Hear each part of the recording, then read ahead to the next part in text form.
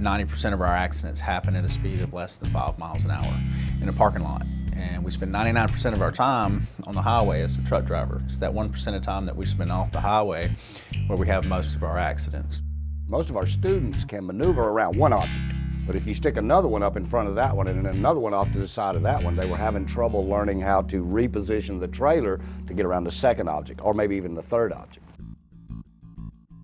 The whole challenge for the obstacle course is multiple obstacles. You can see this is the path that we'll be going through the obstacle course. And what we're going to do is what we call serpentine between the bobtails. The obstacle that we have on this far end is a really challenging obstacle that we actually have to overshoot, jackknife the tractor and the trailer, and then we pull through there. Now coming through here, it's a hard right turn followed by a hard left turn and snaking the truck and the trailer through the drop trailers that we have. And between these trailers is actually pretty tight.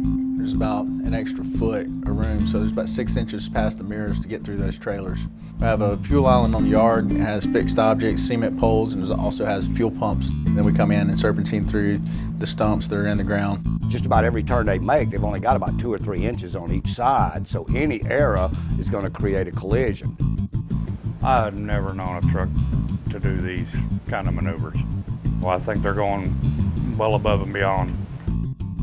It's above normal for any trucking company. When you have real things that cost a lot of money, it puts a lot of pressure on you. Student bumps a cone and they hit a cone. Oh, boy, you don't see that attitude when they're starting through the hard equipment, pulling between the trailers or going around through the bobtails. If they hit one of those, they've had a real accident.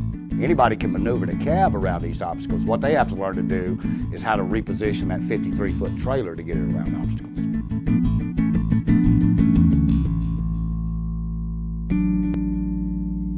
Probably the most challenging obstacle for the students is to move between the trailers because there's such limited room there.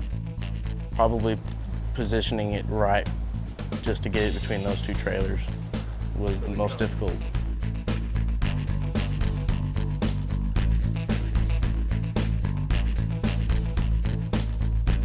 This is a very common maneuver. It's something students have to do all the time, especially going into truck stops at night or trying to get a parking place. The only one opens between two trucks. The most difficult obstacle is the cone setting down here in the front by the fence where they have to pull up past the area they're trying to enter and then reposition and back up.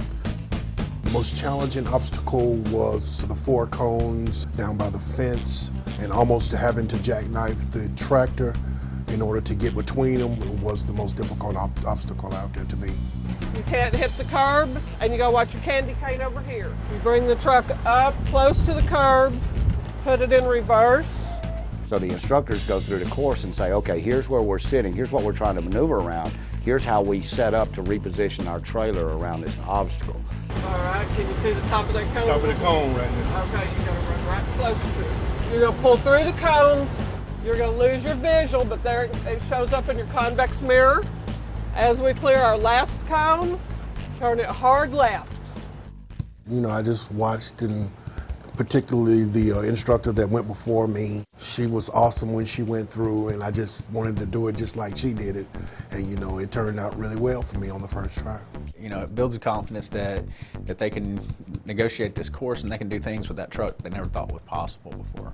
So we're very happy with the results we're seeing. The students are happy with the training they get for it because it really helps them when they get out in these truck stops and customer yards.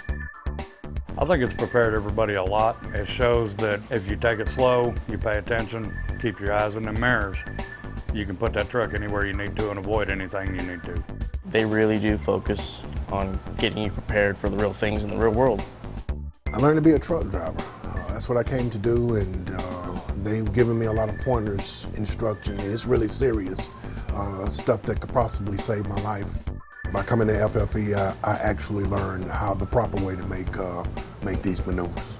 I have the skills and the training to go out there in the real world and be a professional, safe driver.